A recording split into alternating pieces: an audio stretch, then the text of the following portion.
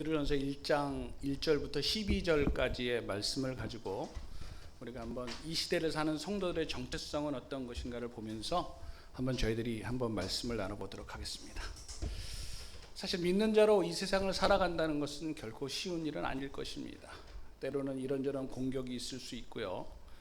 때로는 우리가 겪는 여러 가지 시험과 어려움들 때문에 때로는 우리의 믿음과 그리고 삶에서 타협해야 될 부분이 생길 때도 상당히 많이 있을 거라고 생각합니다. 그럴 때마다 세상 사람들에게는 자연스럽게 받아들일 수밖에 없는 사실들을 우리는 고민하고 아파하면서 그것들에 대해서 힘들어하는 경우가 생길 때가 있음을 우리는 분명히 압니다.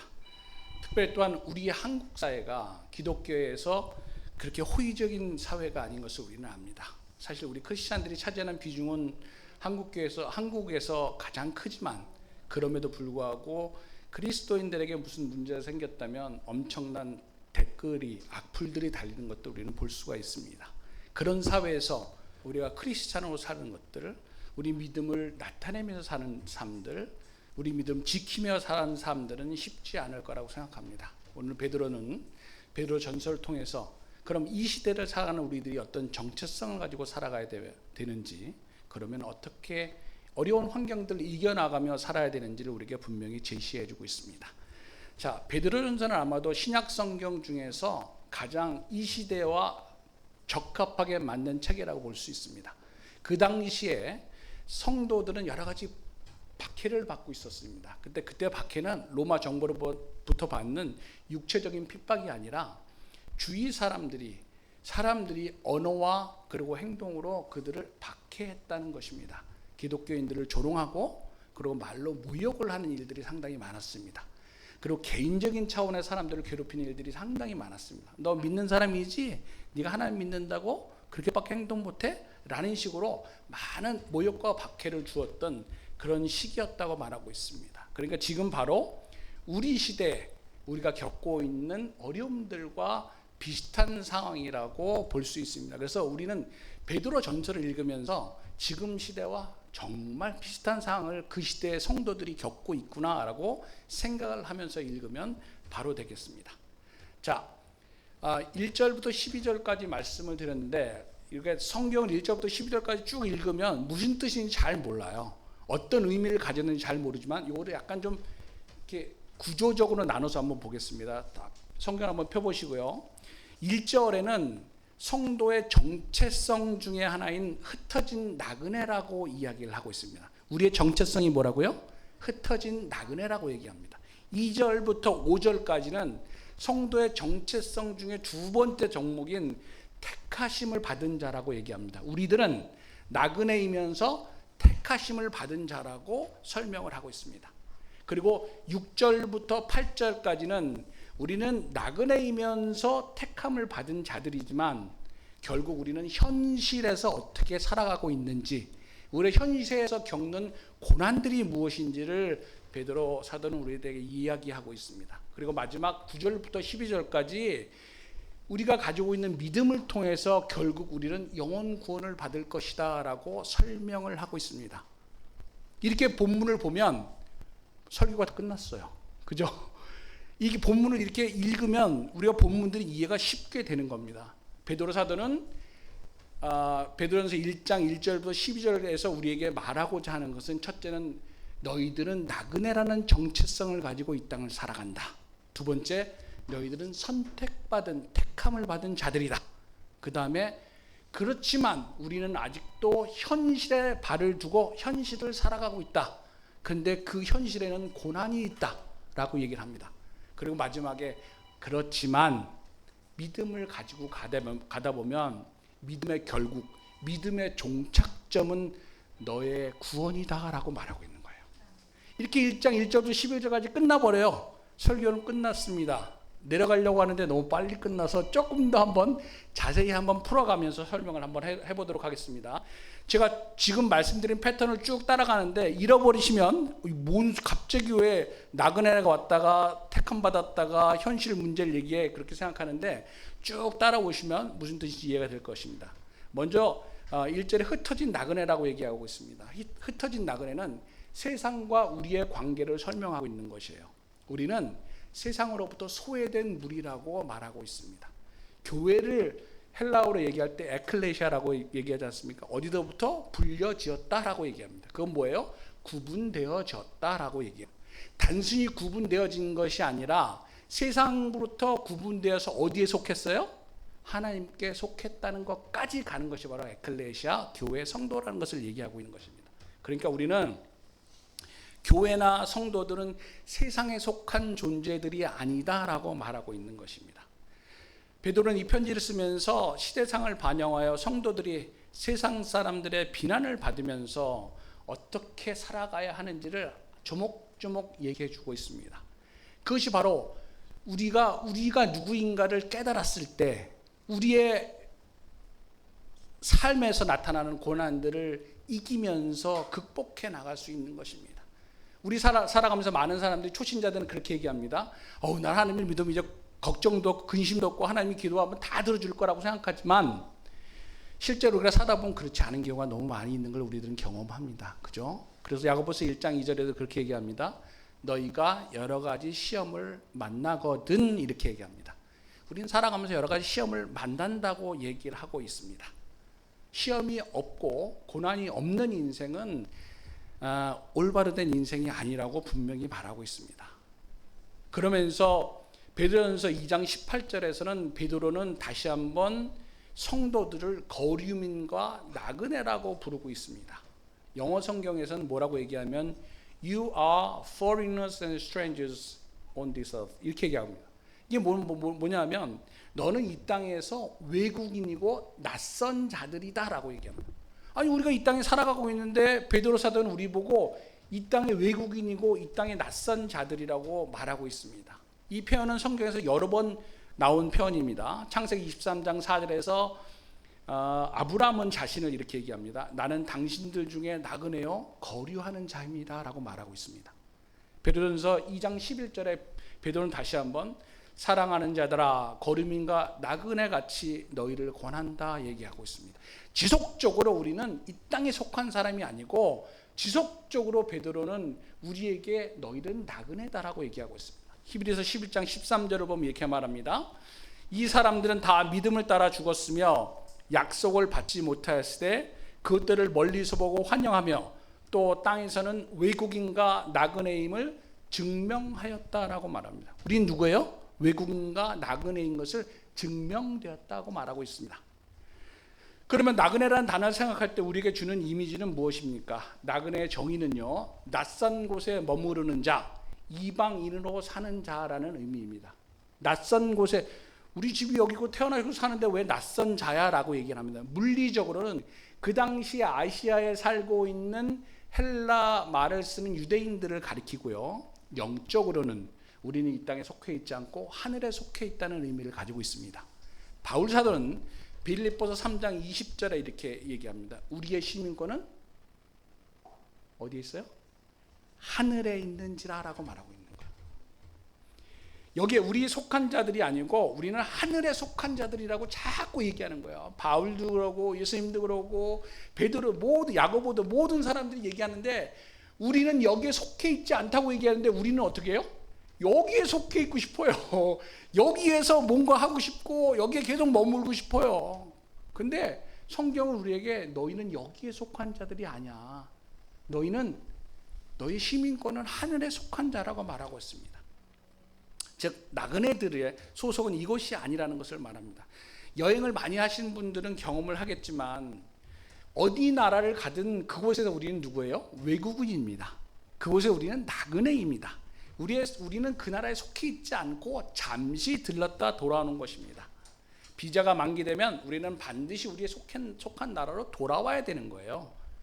우리 캄보디아 형제들도 있지만 비자 때문에 맨날 고민하잖아요. 처음에는, 그죠? 비자 되면 이거 어떻게 연장하나? 이거 연장 안 되면 돌아가야 되는데 또 연장되면 그때까지 나 있어야 되는구나, 이런 생각들을 계속하면서 사는 거예요. 우리도 이곳에, 이 땅에 한정적인 비자를 가지고 살아가는 거예요. 내 비자는 언제 만기되는지 저는 알 수 없어요. 그지만 그것이 오늘 밤이 될 수 있고 10년 후가 될 수 있다는 것을 얘기하고 싶어요. 둘째, 나그네는 짐이 많지 않다는 거예요. 여행하는 나그네들이 짐을 많이 갖고 가요? 옛날에는 개나리 보쌈 하나만 갖고, 보찜 하나만 지고 다녔잖아요. 우리가 여행을 가요.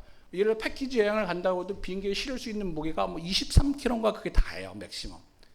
그러니까 여행자들은 짐을 많이 갖고 가면 여행하는데 번거로워요. 힘들어요. 짐 때문에 여행이 주객이 전도되어 버리는 결과가 나타날 수 있다는 거예요. 그러니까 나그네 여정은 가볍다는 거예요. 나그네의 또 하나의 특징은 뭔지 아십니까? 한 곳에 집착하지 않는 거예요. 우리가 여행 루트를 쭉 짜지 않습니까? 그럼 어디 막 가다 보면 내가 좋아하는 지역이 반드시 나옵니다. 나와 맞는 지역이 반드시 나와요. 너무 좋아요. 어느 나라 갔더니 와, 난 이 나라가 너무 좋아라고 얘기를 하지만 그곳에 머물지 않습니다. 어떻게 돼요? 아쉽지만 다음 여정지를 갑니다. 그래서 결국 집으로 돌아오게 된다는 것입니다. 그러면 여러분들 뭐 9박 10일, 10박 15일씩 이렇게 패키지 여행을 가시면, 외국으로 가시면 새로운 거 보는 거 좋잖아요. 그죠? 근데 집에 돌아오면 무슨 생각이 들어요? 아이고, 그래도 집이 가장 좋다 이렇게 얘기하시면, 아무리 좋은 호텔에 있다 할지라도 그 호텔에 머물고 돌아오면 아이고, 집에서 그냥 물에다 김치 하나 먹는 게, 밥 먹는 게 가장 좋고 내 침대에서 자는 게 가장 좋다는 얘기가 반드시 나옵니다. 물론 좋은 여행의 여운은 남아있지만 아우, 집에 오니까 집이 가장 편해라고 얘기하는 일들이 저희는 늘상 그래요. 그건 뭐냐 하면 그곳에서 우리는 주인이 아니었다고 얘기를 하는 것입니다. 그러니까 우리의 정체성은 나그네라, 이 땅에서 그런 나그네로 우리가 살아가고 있다는 것을 우리는 인식해야 합니다. 우리는 이 땅의 주인이 아닙니다. 아까 찬양을 했잖아요. 목사님 지난주에 그러셨어요. 자매님 찬양을 고르는데 그게 설교라고. 저 깜짝 놀랐어요. 아까 찬양하실 때 전부 다 제 설교에서 할 말이 없는 거예요. 그 정도로 우리의 삶이 나그네라는 것을 인정을 하셔야 돼요. 근데 때로는 우리가 나그네가 아니다, 이 땅에 속했다, 나는 이 땅의 시민권자라고 생각하거나, 아니면 너무 많은 짐을 가지고 다니면서 주객이 전도되는 모습은 아닌지, 아니면 이 땅이 너무 좋아서 이곳에 영원히 살려고 우리가 노력하며 살아가는 인생들은 아닌지. 아까 찬양에서 나왔죠? 내가 다른 걸 보다가 주님을 잊어버린 결과가 나타나는 우리의 삶이 되지 않는지를 알아야 할 것입니다. 그 가장 좋은 방법은 우리는 흩어진 나그네라는 그 인식을, 우리의 정체성을 분명히 가지고 있어야 하는 것입니다. 두 번째로 2절부터 5절까지는 성도의 정체성 두 번째, 택함 받은 자들이라고 합니다. 택함 받은 자들이라는 것은, 아까는 나그네라는 것은 세상과의 관계를 말해주고 있죠. 택함 받은 자들이라는 것은 하나님과의 관계를 말해주고 있는 것입니다. 대다수 이방 크리스찬들이 베드로는 이들을 유대인이라고 취급하면서 이 편지를 사실 그들은 유대인이 아니에요. 택함 받은 백성들은 구약에 나오는 선택받은 이스라엘 백성들을 말하고 있어요. 근데 베드로는 여기에서 그 이방인들도 이제는 택함 받은 백성이라고 말하고 있는 것입니다. 구약에서는 이스라엘 백성들을 혈통적인 유대인이 유대인이라고 말했잖아요, 바울도. 하지만 이제는 더 이상 혈통에 의한 유대인이 선택받은 사람이 아니고 하나님을 믿는 자들, 그 사람들이 선택받은 백성이라고 얘기를 하고 있는 것입니다. 그렇게 사용하고 있습니다. 자, 선택받은 백성이라는 것을 설명하기 위해서 삼위의 하나님을 통해서 세 가지 일들을 증거로 삼고 있습니다. 첫째는 하나님의 미리 아심을 얘기하고 있습니다. 미리 아시면 지적으로 아시는 것을 얘기하는 것이 아니라 선택했다는 의미입니다. 내가 미리 알고 너를 선택했다는 의미를 얘기하고 있습니다. 두 번째, 성령의 거룩해 하셨다는 의미는 구별하셨다는 거예요.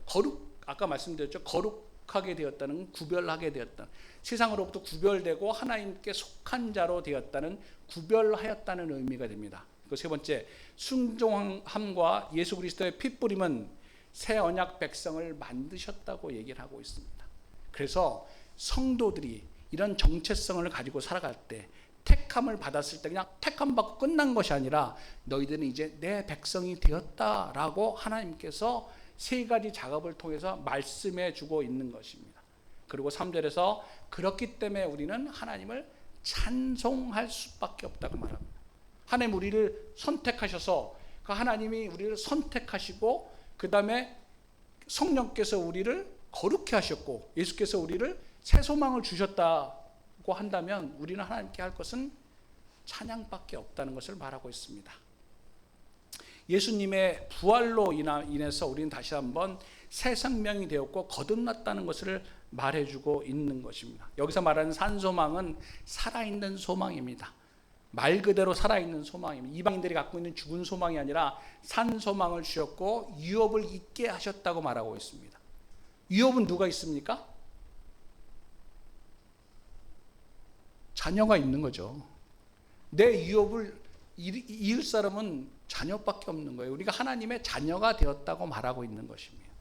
그렇게 우리에게 말씀하고 있는 것입니다.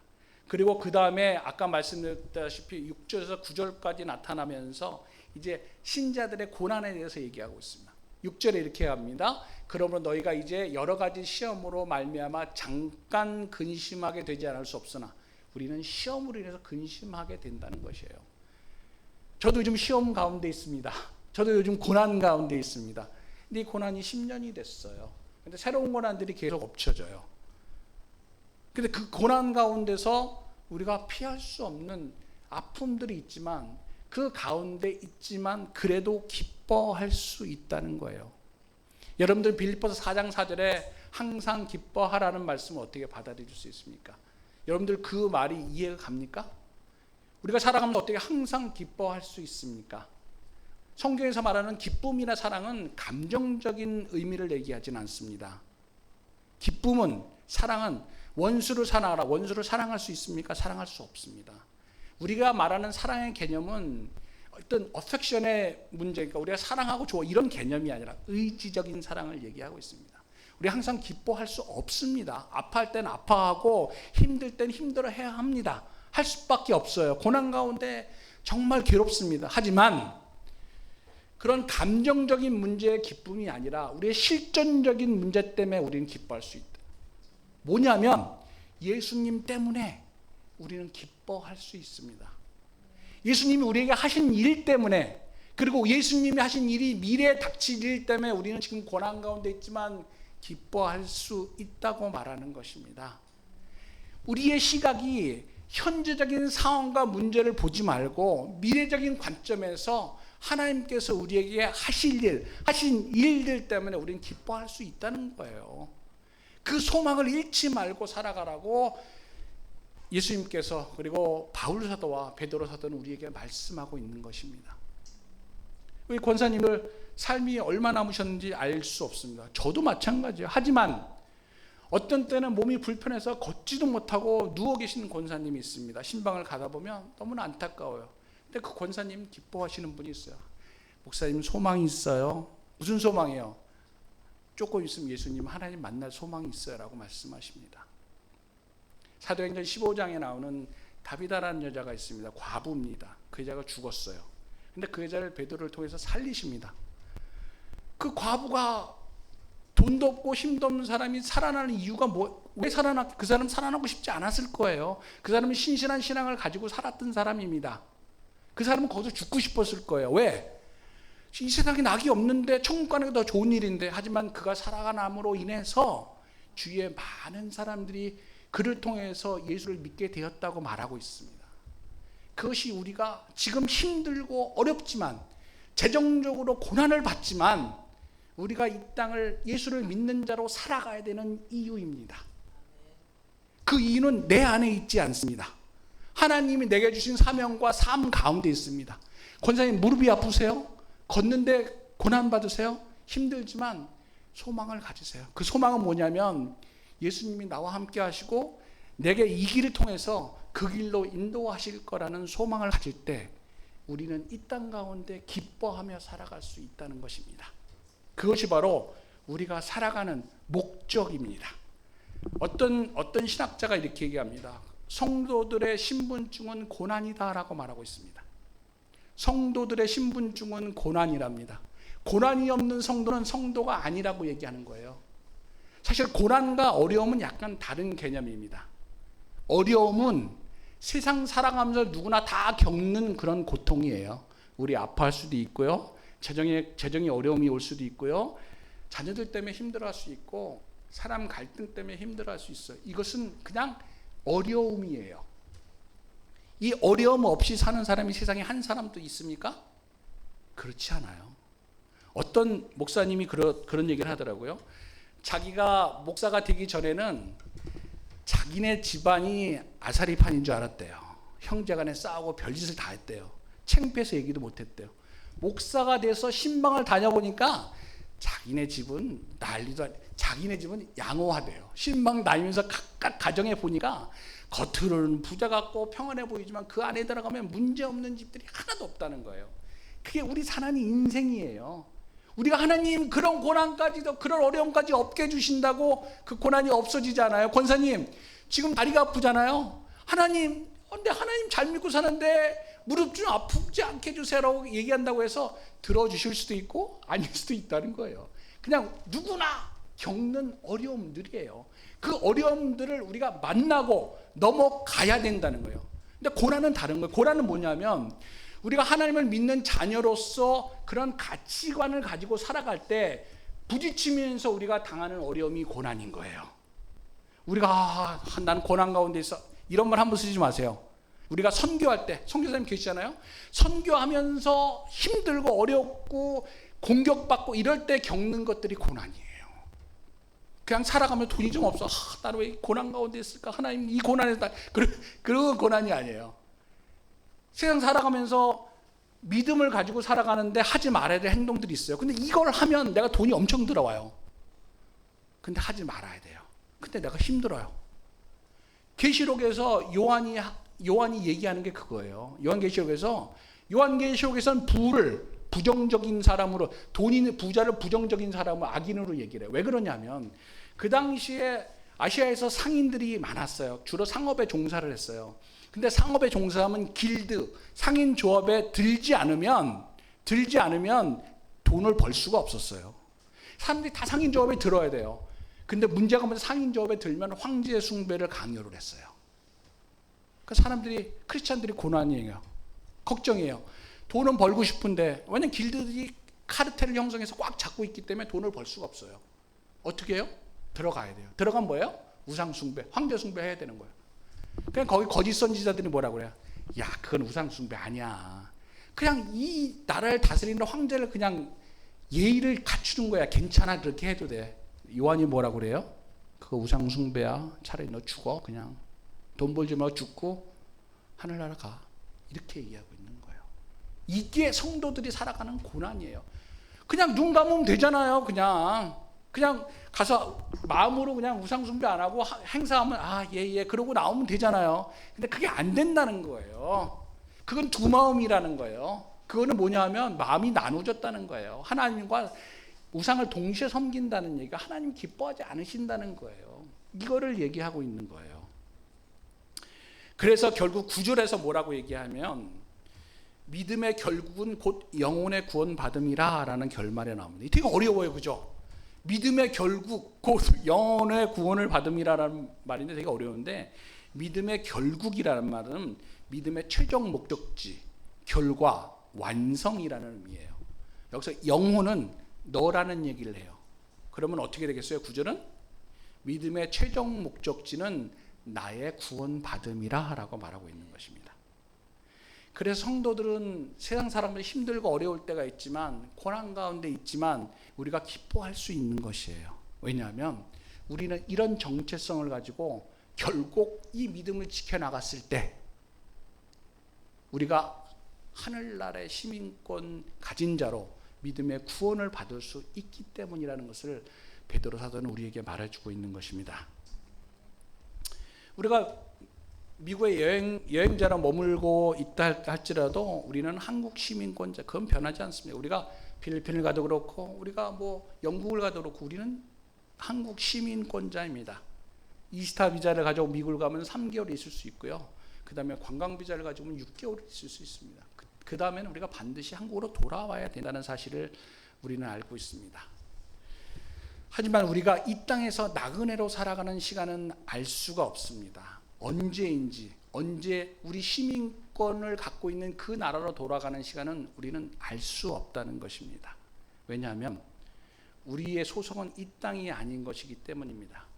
바울의 말대로 우리의 시민권은 하늘에 있기 때문이고 그 돌아가는 시간은 하나님만 알고 계시기 때문이라는 것을 말하고 있습니다.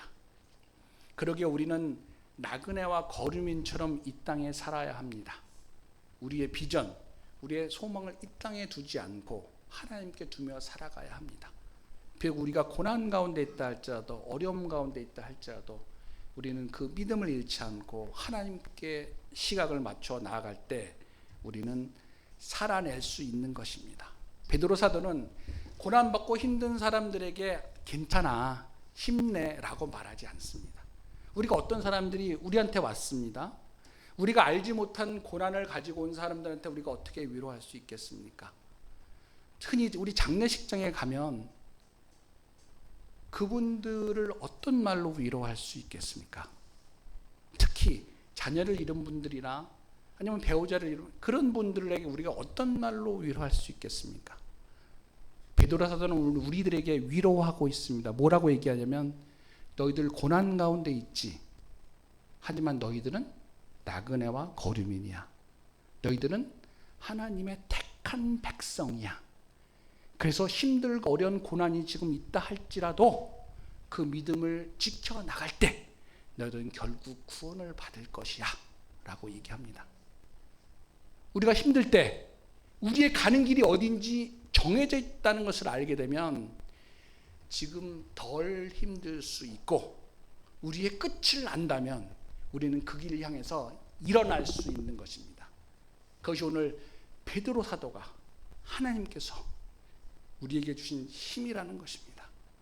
사랑하는 성도 여러분, 삶 가운데 너무나 고통 가운데 있습니다. 너무나 많은 사람들이 말할 수 없는 아픔 가운데 있습니다. 자기 자신만 아는 그 안에 아픔이 있습니다. 하지만 그럴 때 우리는 좌절하지 맙시다. 그럴 때 우리는 내가 누구인가를 깨닫고 하나님께서 내게 하신 일이 무엇인가를 깨닫고 우리가 갈 길이 어디인가를 알게 되면 다시 한번 일어설 수 있을 것입니다. 저는 여러분들에게 힘내라고 말하지 않겠습니다. 하지만 여러분들이 누구인가를 알게 된다면 우리는 그때 하나님 앞에 일어설 수 있다는 것입니다. 그 은혜가 저와 여러분 모두에게 함께 임하기를 예수님의 이름으로 축원합니다. 기도하겠습니다. 하나님, 우리를 예배로 불러주시니 감사합니다. 그리고 하나님 그 불러주심에 반응할 수 있게 은혜를 주시니 하나님 감사합니다. 하나님, 오늘 주신 베드로전서 1장의 말씀처럼 우리가 살아가면서 고난 가운데 있다 할지라도 우리 그 고난을 넘어갈 수 있는 힘을 우리에게 주셨사온데 우리의 정체성을 하나님께서 알게 하셨사온데 그 정체성을 붙잡고 하나님께 기도하며 나아가게 하시고 문제를 넘어가는 능력을 우리에게 주시옵소서. 그리고 넘어갈 수 있는 지혜를 우리에게 주실 때 우리가 그것들을 능히 넘어가 하나님을 찬양하고 기뻐할 수 있는 삶이 될 수 있도록 축복하여 주시옵소서. 감사하며 예수님의 이름으로 기도합니다. 아멘.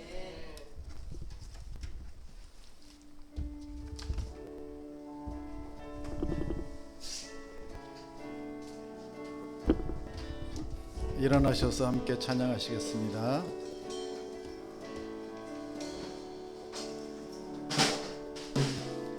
내 주의 영광을 보내 우리 가운데 계신 주님 그 빛난 영광 온 하늘 덮고 그 찬송 온 땅 가득해